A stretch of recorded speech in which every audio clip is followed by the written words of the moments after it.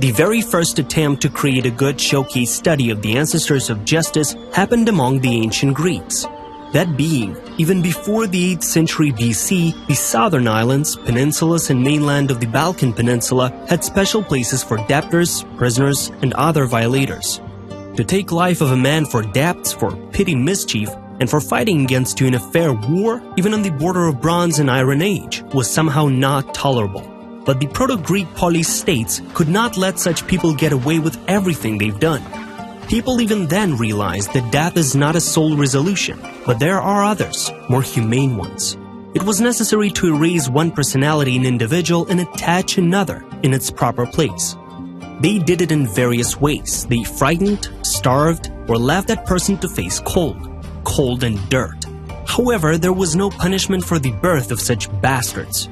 We must admit, a new personality was created on the exhausted and eradicated previous one, but the one who hated the mini-state that had done this to him was preparing to betray that authority as soon as chance could allow him in the next war campaign. Today, on Flip Side of History, we created for you an episode which will be dedicated to methods and stages of forcibly changing people who committed crimes or did something against the state. We will look at how it happened in waves throughout our history. So let's continue our episode.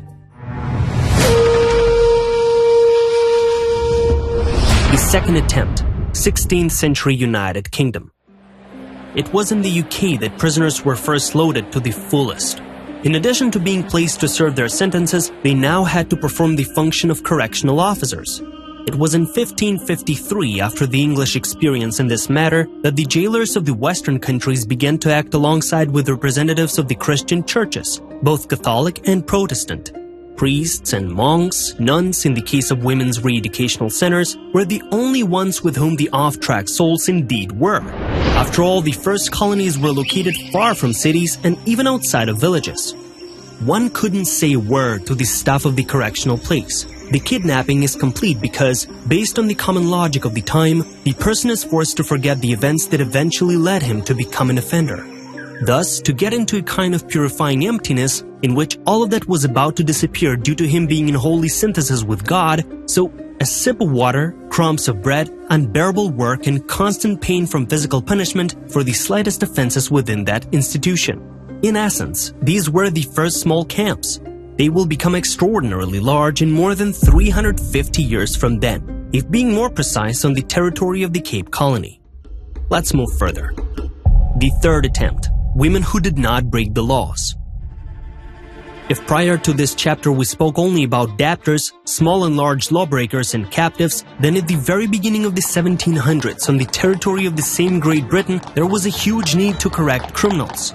Although this time not almost exclusively men, the leaders of the magistrates, as usual with great intentions, took on former prostitutes, women who had run away from civil marriages, single mothers, and even beauties who were, let's say, not allowed to pass by the opinions of men. Despite all the judgments, they received shelter, food, water, and the same exact clothing, and in return they were required to work for free in huge laundries attached to such shelters. These boarding houses were named in honor of Magdelene herself. It is known that even this woman from the New Testament was forgiven after all. Entrepreneurs, laundromat owners, simply got slaves by that time. They signed a paper by which they renounced all civil rights to them and afterwards became a living property. They were bald, had male names or just numbers, and all of them in the country wore the same clothes. This is how the sinful personality was erased. Just the one who brought her here could take this woman from here. Others, even if they were other relatives, were not informed of the woman's locality. But the problem was that lifespan was short, diseases were here and there, and the individual who placed her there could die. Can you imagine if that man actually died? What's then? From that moment on, unofficial slavery in affect turned into official slavery. A girl or an experienced aunt became the thing of the orphanage until the end of her life. As for the vow of silence, the unfortunates had no right to communicate among themselves. This was a rule based on fear that they would agree to some kind of riot and then hang up the jailers as soon as the nearest oak trees would be visible. Ireland. Precise specialization of such shelters. In Ireland, orphanages were set up by Catholic nuns. The Irish had the same blind reverence for the Catholic clergy as in Sardinia, Corsica, and Sicily. Among other things, which you just heard about above, there were also certain nuances in the Magdelene Irish orphanages. For one example, the vow of silence was supported by the most terrible for a delicate female body punishments, abbesses, who were to be called mothers, beat violators of a strict regime with sticks, or even whipped them. Indeed, it was possible to only talk to the sisters. Secondly, work isn't just about laundry. Most women work in places where only men can stand. Most of the inmates, and actual inmates among them, of Irish orphanages were released after spending a few days there, but they are still persecuted after. Did it take place in the 20th century? A retreat in the center of County Galway. Although the most blood-chilling example of social assistance from the clergy of Ireland was the laundromat for women's souls on the outskirts of the ancient city of Tuam, in the heart of Galway County. The simple fact that the shelter in Tuam was opened not in some horrific Middle Ages period or even in the modern age says a lot. It was discovered in the period of modern history, namely 1925. Only the name of St. Mary was changed so that commoners would not associate it with the 18th century. That is, there was nothing of this kind left in the neighboring Britain. There, those who were in charge could have been imprisoned for this. It obviously depends on how one looks at it.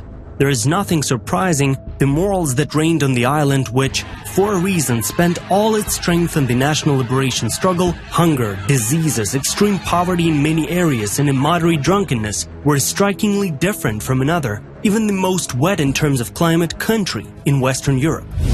At a time when the government could do nothing to show non-compliance to the British occupiers, only the Catholic Church earned the full respect of the Irish people. All the institutions of this denomination were valued more than the, at the time, corrupt parliament and drunken ministers. So when we discuss the possible reasons behind this phenomenon, let's get back to the main topic. A kind of women's colony for those who were never officially convicted, who were handed over here by their own relatives, existed until the year 1961. Think about it for a minute. Only in the 70s, and by accident, the terrible truth about the orphanage was revealed. The boy, playing on the playground in front of the complex of buildings, noticed a human skull in the concrete crack. The youth of the nearby settlement reacted positively to the request of the city authorities to help with the excavations. What's the result, you might ask? 796 bodies of infants aged 5 months to 3 years old. After their death, they were thrown into a cesspool, like the most ordinary nowadays garbage. Even more so, their mothers themselves died, from malnutrition, hard labor, unsanitary conditions, and even from such a thing as colds, as excavations and research showed. Researchers have unsuccessfully tried to attribute the terrible burial to the famine of the 19th century. Lamentably, analysis of the remains told historians a very contrastive story. In Ireland, mourning was stated. Having studied all the resources, local historians shockingly realized that most of the prisoners are those who gave birth to a child out of wedlock, and the rest were young virgins. The guardians wanted to arrange profitable marriages for them and could not allow violation. A lot of people were becoming insane in these conditions.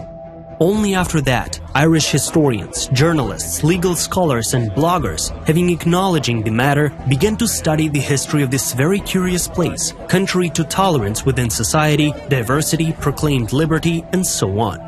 A weighty amount of interesting artifacts and things surfaced to the general public. A decent profit of the shelter washing machine and the network of laundries belonged to the Irish Catholic Church. The working schedule of laundresses is 19 hours per day. An official refusal to consider any complaints about the shelter. The authorities wanted to see the condemned die as quickly as possible.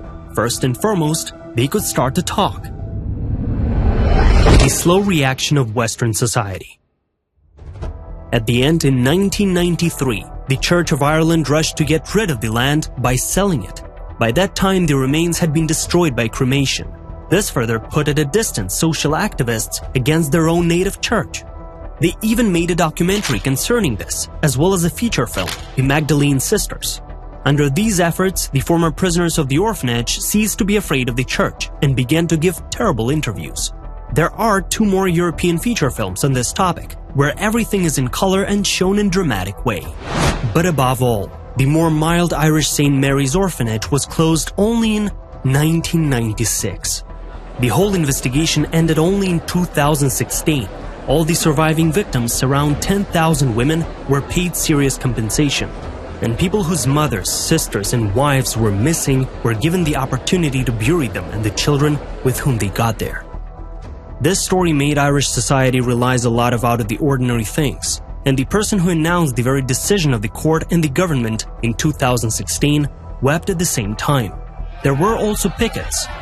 And 3 years later, the Pope himself apologized to the victims, their relatives, and then made a speech of repentance for the deeds committed.